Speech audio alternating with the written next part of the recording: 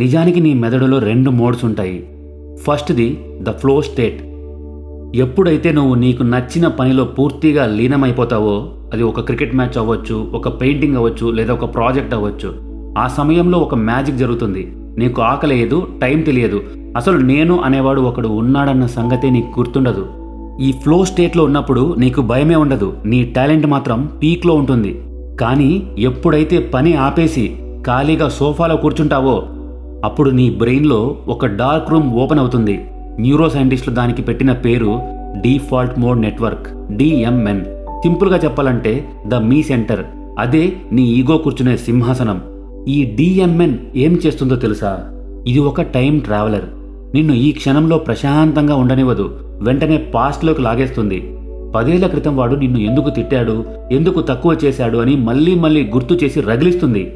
వెంటనే ఫ్యూచర్లోకి నెట్టేస్తుంది. రేపు నా ఇమేజ్ ఏమవుతుందో, అందరికంటే వెనకబడిపోతానేమో అని భయపెడుతుంది. అంటే జరగని యుద్ధాలను నీ చేత చేయిస్తూనే ఉంటుంది.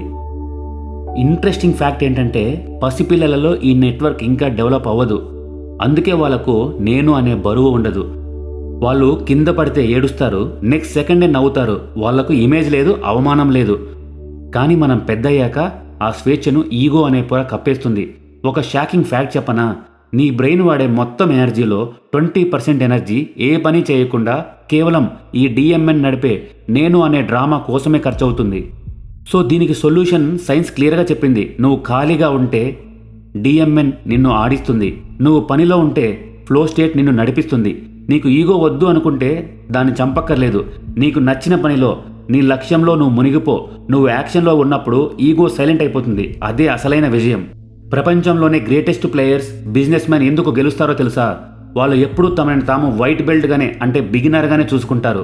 నీ ఈగో నీకు జనరల్గా ఏం చెప్తుంది? నీకు అన్నీ తెలుసు, నువ్వు తోపువి, వాడి మాట నువ్వు వినడమేంటి అని చెవిలో విషం పోస్తుంది.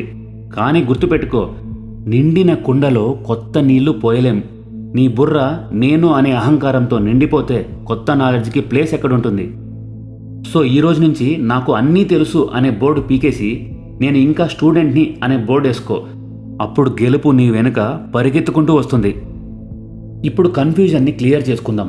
ఈగో అనేది పూర్తి విషం కాదు, అది ఒక మెడిసిన్. డోస్ సరిగ్గా ఉంటే రోగం తగ్గుతుంది, డోస్ ఎక్కువైతే ప్రాణం పోతుంది. నిజానికి ఈగో 3 రకాలుగా ఉంటుంది. ఇందులో ఏది డేంజరో, ఏది అవసరమో క్లియర్గా చూడు. మొదటిది టాక్సిక్ ఈగో. ఇది మళ్ళీ 2 రకాలు ఉంటుంది. మొదటి రకం సుపీరియారిటీ కాంప్లెక్స్. ఒకడు అద్దంలో చూసుకొని నేను అందరికంటే తోపుని, పక్కవాడు నా కాలి గోటితో సమానం అనుకుంటాడు. ఇది నేను అనే అక్షరాన్ని జూమ్ చేసి చూసుకోవడం. దీనివల్ల నీకు శత్రువులు పెరుగుతారు, నేర్చుకోవడం ఆగిపోతుంది. ఇది అహంకారం. ఇక టాక్సిక్ ఈగోలో 2వ రకం ఇన్ఫీరియారిటీ కాంప్లెక్స్. ఇది చాలా డేంజర్. ఎందుకంటే ఇది ఈగో అని కూడా చాలామందికి తెలియదు. అదే నాకు ఏమీ రాదు, నేను వేస్ట్, నేను అన్లక్కీ అని అనుకోవడం. మీరు అనుకోవచ్చు, తక్కువ చేసుకొని చూసుకోవడం కూడా ఈగోనేనా అని. ఎస్, 100% ఈగోనే. ఎందుకంటే నేను గొప్ప అనుకునేవాడు నేను గురించి ఆలోచిస్తున్నాడు. నేను వేస్ట్ అని అనుకునేవాడు కూడా పొద్దున లేచిన దగ్గర నుంచి ఆ నేను గురించే ఏడుస్తున్నాడు. వీళ్ళిద్దరి సెంటర్ పాయింట్ ఒక్కటే, సెల్ఫ్, స్వార్థం. ఒకడు గర్వం వల్ల కనెక్ట్ అవ్వలేడు, ఇంకొకడు ఆత్మన్యూన్యత వల్ల కనెక్ట్ అవ్వలేడు. సో నేను వీక్ అని అనుకోవడం వినయం కాదు, అది కూడా ఒక జబ్బు. మరి సొల్యూషన్ ఏంటి? అదే 3వది, హెల్తీ ఈగో. ఇక్కడ లాజిక్ సింపుల్. నేను ఒకరికంటే ఎక్కువ కాదు, ఇంకొకరికంటే తక్కువ కాదు, నేనే. హెల్తీ ఈగో అంటే అవసరం వచ్చినప్పుడు ఇది నా హక్కు అని గట్టిగా అడగడం. టాక్సిక్ ఈగో అంటే అనవసరంగా నా మాటే నెగ్గాలి అని గొడవ పడటం. హెల్తీ ఈగో అంటే నీ విలువ నీకు తెలిసి ఉండటం, నేను దీనికి ఎలిజిబుల్ అని నమ్మటం. టాక్సిక్ ఈగో అంటే నీ విలువని నువ్వే ఊహించుకొని పక్కవాడికి అస్సలు విలువే లేదు అని అనుకోవడం. హెల్తీ ఈగో అంటే ఇది నా లిమిట్, దీన్ని దాటి నా మీద పెత్తనం చెయ్యనివ్వను అని గీత గీయడం. టాక్సిక్ ఈగో అంటే నేను ఎవరి గీతనైనా దాటుతాను, నా ఇష్టం వచ్చినట్టు ఉంటాను అని విర్రవీగడం. హెల్తీ ఈగో నిన్ను ఎవరూ గాయపరచకుండా చూసుకునే ఒక కవచం. ఇది నీకు రక్షణ. టాక్సిక్ ఈగో ఆ కవచం బరువైపోయి నిన్ను కదలనివ్వకుండా చేసే భారం. ఇది నీకు శిక్ష. హెల్తీ ఈగో అంటే నేను ఎవరికి బానిసను కాదు అని అనుకోవడం. టాక్సిక్ ఈగో అంటే అందరూ నాకు బానిసలే అని అనుకోవడం. హెల్తీ ఈగోలో నేను గెలవాలి అనే పట్టుదల, టాక్సిక్ ఈగోలో వాడి ఓడిపోవాలి అనే కోరిక. మళ్ళీ రిపీట్ చేస్తున్నా, అసలు నేను అనే ఫీలింగ్ లేకపోతే ఈ ప్రపంచంలో ఏది పుట్టదు మిత్రమా. చరిత్ర సృష్టించిన ప్రతి ఒక్కడి గుండెలోనూ ఈ నేను అనే నిప్పు రగులుతూనే ఉంది. నిన్ను నిద్ర లేపేది అదే, కష్టాల్లో నిలబెట్టేది అదే. లోకం మొత్తం నువ్వు పనికిరావు అని మొహాన ఉమ్మేసినప్పుడు దాన్ని తుడుచుకొని నేను చేసి చూపిస్తానని తొడగొట్టే ధైర్యమే నీ హెల్తీ ఈగో. నువ్వు ఈ భూమి మీదకు వచ్చింది కేవలం గాలి పీల్చి చనిపోవడానికి కాదు, నేను ఉన్నాను అని ఈ కాలం మీద నీ సంతకం పెట్టడానికి. ఆ నేను అనే నీ శక్తిని నీ నరాల్లో నింపుకో. అది అహంకారం అయితే పతనం, అదే ఆత్మవిశ్వాసం అయితే ప్రళయం. ఆ ప్రళయం నువ్వే అవ్వాలి. నీ ఈగోని చంపేసి శవంలా బతకకు, దాన్ని ఆయుధంగా మార్చుకొని యోధుడిలా గెలువు. ఈగోని చాలామంది విలన్లాగా చూస్తారు. నిజానికి చెప్పాలంటే ఈగో అనేది మనలో ప్రతి ఒక్కరికి ఉంది. బ్రూటల్గా చెప్పాలంటే ఈగో లేకపోతే నువ్వు బతకలేవు. తిండి, నీరు, గాలి, నిప్పు, భూమి ఇవి లేకుండా ఎలా అయితే మనం బతకలేమో ఈగో లేకపోయినా అంతే. అడవుల్లో బతికే ఆది మానవుడి స్టేజ్ నుంచి అంతరిక్షం దాకా మనం ఈరోజు వెళ్ళగలిగామంటే దానికి కారణం కూడా ఈగోనే. అసలు నేను అంటే ఎవరు? ఈ శరీరాన్న, ఈ ఆలోచనల, ఈ పేరా? మీరు గాఢ నిద్రలో ఉన్నప్పుడు మీకు మీ పేరు లేదు, హోదా లేదు, ఆకారం లేదు, మీకు మీ బ్యాంక్ బ్యాలెన్స్ గుర్తులేదు, మీ శత్రువులు గుర్తులేరు. అసలు నిద్రలో ఉన్నప్పుడు నేను అనే ఫీలింగే లేదు, కేవలం శూన్యం. అయినా మీరు అక్కడ ఉన్నారు, మీ ఉనికి ఉంది. కానీ నిద్ర లేవగానే ఈ నేను అనే ఫీలింగ్ సడన్గా ఎక్కడి నుంచి ఊడిపడుతుంది? ఈ ఈగో గురించి అర్థం చేసుకోవడానికి మన మెదడులోని అతి చీకటి ప్రదేశంలోకి మనం వెళ్ళబోతున్నాం. కొన్ని కోట్ల సంవత్సరాలు వెనక్కి వెళ్ళండి. ఒక అడవిలో ఒక ఆది మానవుడు నివసించేవాడు. వాడికి సింహంలా బలం లేదు, చిరుతలా వేగం లేదు, ఏనుగులా ఆకారం లేదు. ప్రకృతిలో వాడు బలహీనుడు, ఏ క్షణమైనా చనిపోవచ్చు. కానీ వాడికి భయం ఉంది. ఆ భయం వాడికి ఒక ఆలోచన నచ్చింది, నేను బతకాలి, నా వాళ్ళను నేను కాపాడుకోవాలి అని. ఈ నేను అనే ఒక చిన్న ఫీలింగ్ వాడిని మిగతా జంతువుల నుండి వేరు చేసి ఒక గుంపుగా ఏర్పడేలా చేసింది. ఆ తర్వాత ఆయుధాలు కనిపెట్టాడు, నిప్పును కనిపెట్టాడు. సైన్స్ ప్రకారం ఈగో అనేది ఒక సర్వైవల్ మెకానిజం, మనల్ని కాపాడటానికి మన మెదడు వేసుకున్న ఒక షీల్డ్. కానీ సమస్య ఇక్కడే మొదలైంది. కాలం మారింది, ప్రపంచం మారింది. ఇప్పుడు మనల్ని చంపడానికి మన చుట్టూ జంతువులు లేవు, బట్ మన మైండ్లో ఈగో అనే సాఫ్ట్వేర్ మాత్రం అప్డేట్ అవ్వకుండా ఆగిపోయింది. ఒకప్పుడు ప్రాణభయం నుండి కాపాడిన ఈ ఈగో ఇప్పుడు ఎవరైనా ఒక చిన్న మాట అన్నా చాలు అది పులి దాడి చేసినంతగా రియాక్షన్ ఇస్తుంది. లేని శత్రువులతో యుద్ధాలు పుట్టిస్తూ నీ అంతరంగాన్నే నీ నిశ్శబ్దంగా తినేస్తోంది.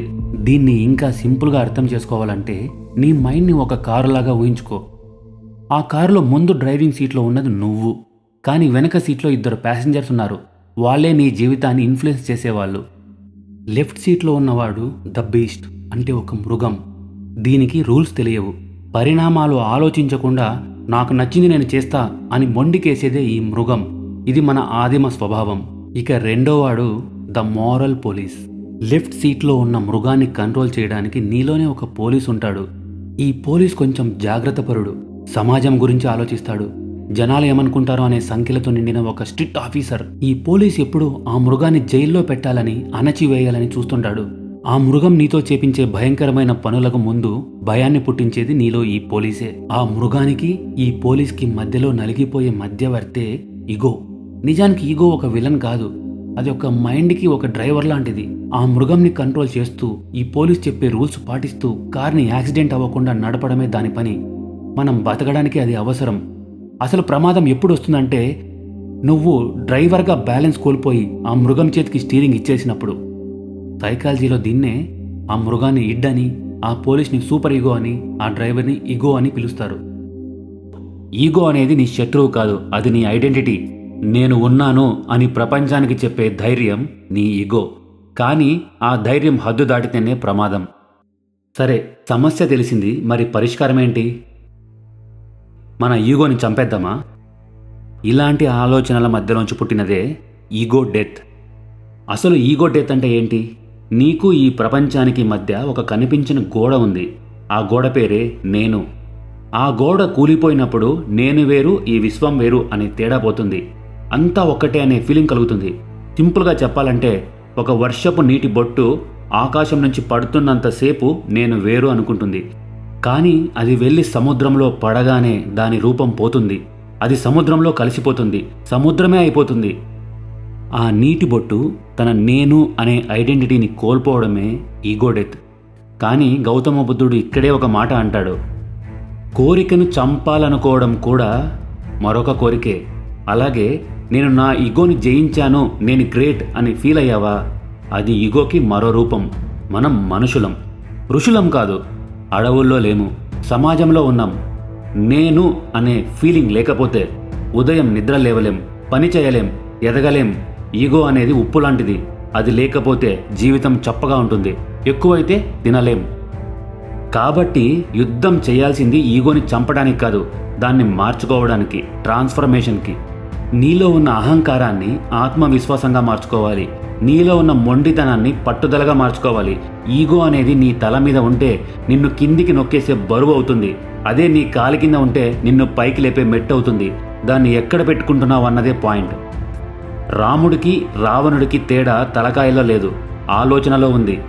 రావణుడు తనకున్న 10 రకాల టాలెంట్లను తలకెక్కించుకున్నాడు, ఆ బరువుతోనే కూలిపోయాడు. కానీ రాముడు తన బలాన్ని విల్లంబుల్లో పెట్టాడు, గమ్యం వైపు మాత్రమే చూశాడు. రోజు అద్దంలో బాడీని చూసుకుంటే సరిపోదు, అప్పుడప్పుడు మనసును కూడా చెక్ చేసుకోవాలి. మీ శరీరానికి బలాన్ని ఇవ్వడానికి బయట జిమ్స్ చాలానే ఉన్నాయి, కానీ మీ ఆలోచనలకు బలాన్ని ఇచ్చే ఏకైక జిమ్ మన మెంటల్ జిమ్. మరింత స్ట్రాంగ్గా మారటానికి ఇప్పుడే సబ్స్క్రైబ్ చేయండి. ఇది కేవలం ఒక యూట్యూబ్ ఛానల్ కాదు, ఇది ఒక మైండ్ సెట్. నీ లైఫ్లో నెక్స్ట్ లెవెల్కి వెళ్ళాలని డిసైడ్ అయితే ఈ ప్రయాణంలో మెంటల్ జిమ్తో జాయిన్ అవ్వు. ఈ వీడియో నచ్చితే లైక్ చేయి, నీలాగా ఎదగాలనుకున్న నీ ఫ్రెండ్కి షేర్ చేయి.